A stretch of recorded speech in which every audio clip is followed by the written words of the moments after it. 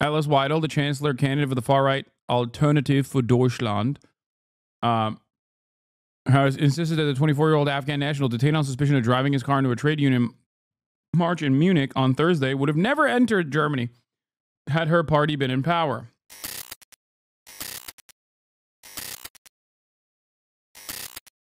Just after the morning rush hour, central Munich.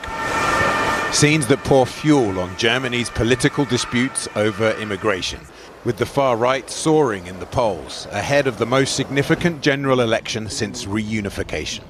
A child's pram and a shoe lie crushed in the street. 28 people rushed to hospital after someone, later confirmed to be a failed Afghan asylum seeker, had rammed his car into a crowd. A car crashed into the back of a demonstration. We saw the whole thing. They were walking along the whole street, and when they crossed the intersection, a car drove into the back of the crowd. As an arrest video emerged, the German Chancellor was forced to comment on the divisive issue currently haunting German politics. The alleged attacker, who'd come to Germany as an unaccompanied minor, reportedly had his asylum application rejected nearly a decade ago. So why was he still in the country? This perpetrator cannot count on any leniency. He must be punished and he must leave the country. He'd also reportedly been in trouble with the police for drugs and theft, but whether he was operating alone or part of a group isn't yet known. At the moment, we can neither rule out nor confirm other perpetrators. There are no leads at the moment. The background is currently being investigated. There have been several lethal attacks by newcomers to Germany in the last few years.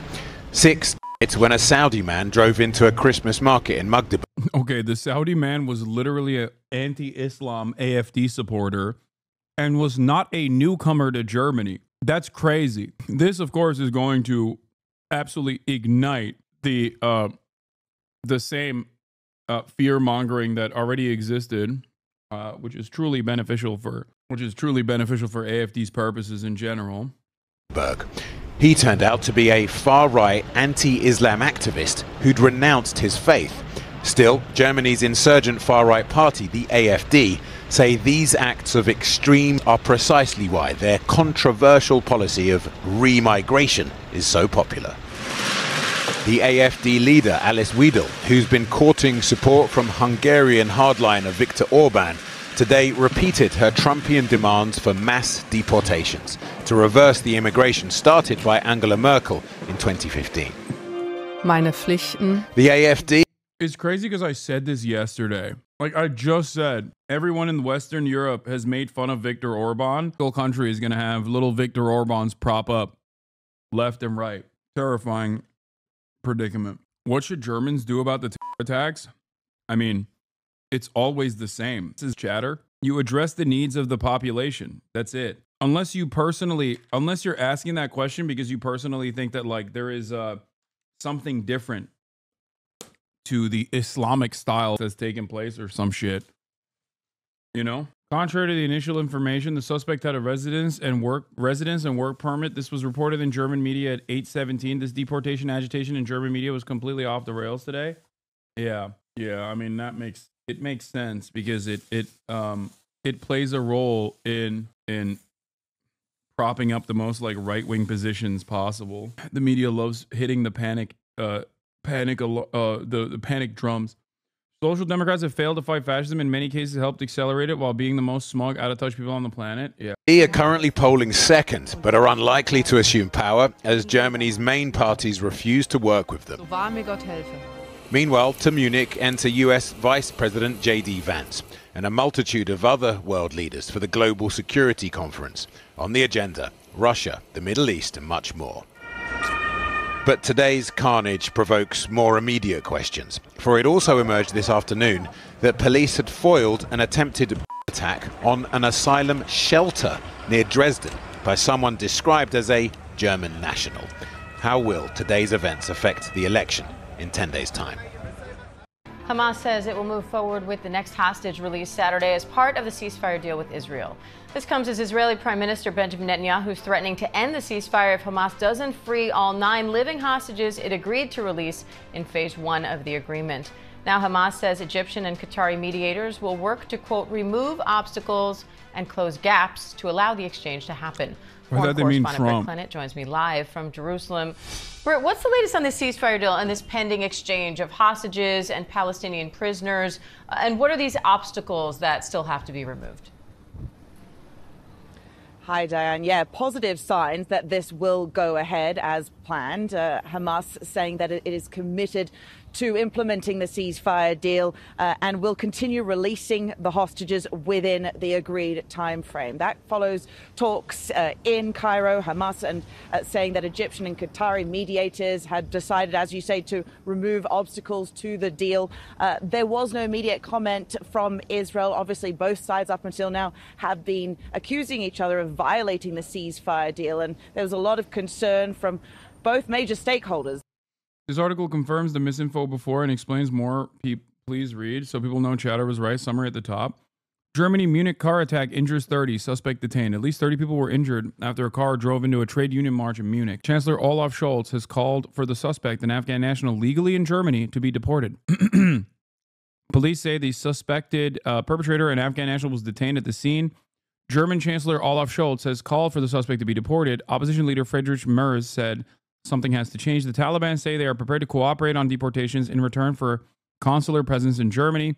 Contrary to earlier reports, Bavarian ministers have said that the suspect was not subject to deportation and was in possession of a valid residency permit. Weidel says under the AfD, the man wouldn't have been here in the first place. Alice Weidel, the chancellor candidate for the far-right Alternative für Deutschland, has insisted that the 24-year-old Afghan national detained on suspicion of driving his car into a trade union march in Munich on Thursday would have never entered Germany had her party been in power.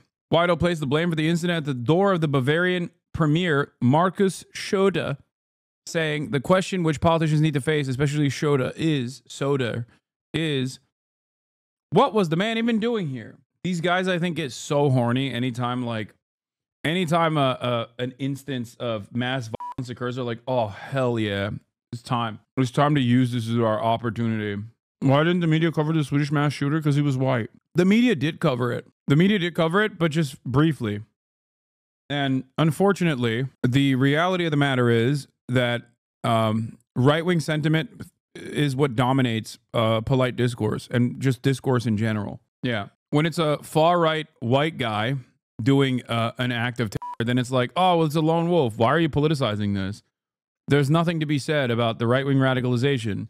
When it's a random Muslim person, okay, or an Afghan refugee, they're like, oh, this is how they all are. Notice that nobody says this is how they all are about white people, obviously, because that's not the case. Just like that's not the case for the millions of Muslim refugees that work and live normal lives in Germany every single day, in spite of the anti-Islam sentiment that you hear from many German politicians. The Gazans, who have endured more than a year of suffering, and the hostage family. Don't spread misinfo. There's no known agenda yet. The Deutsche Welle article is misleading. He doesn't have permanent residency. In fact, his asylum application got rejected at first. He had a restricted residency, and he was only allowed to stay by formality because they didn't decide whether they will extend his residency. Yeah. The Swedish fellow disappeared from the news. Yeah. The initial coverage also had like photos of like a random Arab-looking person too. And then, yeah, when they realized the dude was white, they were like, okay, never mind, my B. Sorry about that. Anyway, I'm not saying this is like there is a intrinsic quality to violence that only impacts like white people or some shit. I'm not saying that at all. I'm simply explaining that everyone is capable of violence, okay? Right-wingers, specifically, are very capable of, and oftentimes, what? Can you address repeating mass in Germany without calling people racist, fascist? This is becoming disrespectful for non-immigrants. White people are also humans, you know? I love that right-wingers pretend that the act of terror is by being Islamophobic. Like that's, you're making it seem as though if you fucking say you know, this is just Islam, this is how all Muslims are, then you magically solve this fucking problem. You're an idiot. What are you talking about? Yes. People ask me, how do you fix this problem? And I tell them it's the same principle.